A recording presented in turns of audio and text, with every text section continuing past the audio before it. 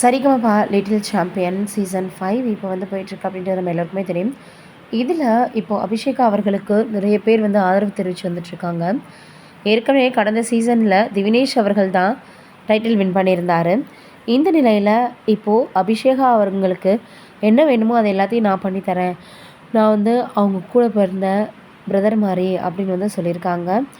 அதற்கப்புறமாக என்ன இருக்குது அப்படின்னா, இனிமேல் என்ன வேணாலும் என்கிட்ட சொல்லுங்கள், சென்னை வரும்போது எனக்கு முன்கூட்டியே வந்து சொல்லிடுங்க அப்படின்ற மாதிரி இப்போ சொல்லியிருக்காராம்.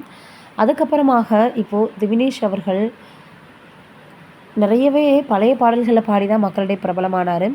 அது மாதிரி தான் இங்கேயுமே இப்போது ஓல்ட் இஸ் கோல்டு அப்படின்ற ரவுண்டாக இருக்கட்டும், தளபதி சுற்றா இருக்கட்டும், எல்லாத்துலேயுமே வந்து நிறைய வந்து எல்லோர்கிட்டையும் நல்லா பாடினீங்க அப்படின்னு பாராட்டுக்களை வாங்கியிருக்காங்க.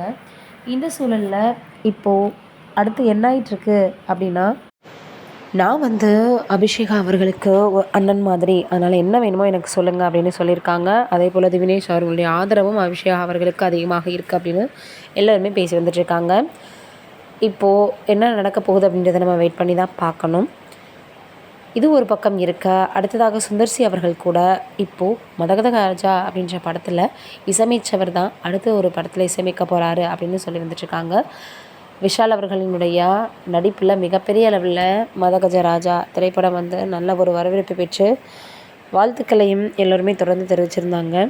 அதே போல் அந்த படத்தில் இசையமைச்சவர் கூட தான் இப்போது இசையமைக்க போகிறாங்க அடுத்த படத்தில் அப்படின்ற செய்திகள் வெளியாகி இருக்குது. அதனால் இன்னுமே ஆர்வம் அதிகமாக இருக்குது அப்படின்னு தான் சொல்லணும். தொடர்ந்து சுந்தர்சி அவர்கள் வந்து அரண்மை போன்ற படங்களை இயக்கி வந்துட்டு இருந்தார். கமர்ஷியலான படங்களையும் வந்து இயக்கியிருந்தார். இப்போ அடுத்து அவருடைய படம் எப்படி இருக்க போகுது அப்படின்ற எதிர்பார்ப்பு ரொம்பவே அதிகமாக இருக்குது. நம்ம வெயிட் பண்ணி தான் பார்க்கணும். இப்போ இந்த சமயத்தில் இந்த மாதிரியான விஷயங்கள் தான் சமூக வலைதளங்கள் ரொம்பவே வேலாக பரவி வந்துட்டுருக்கு. நீங்கள் என்ன நினைக்கிறீங்கன்னு கமெண்ட்டில் சொல்லுங்கள்.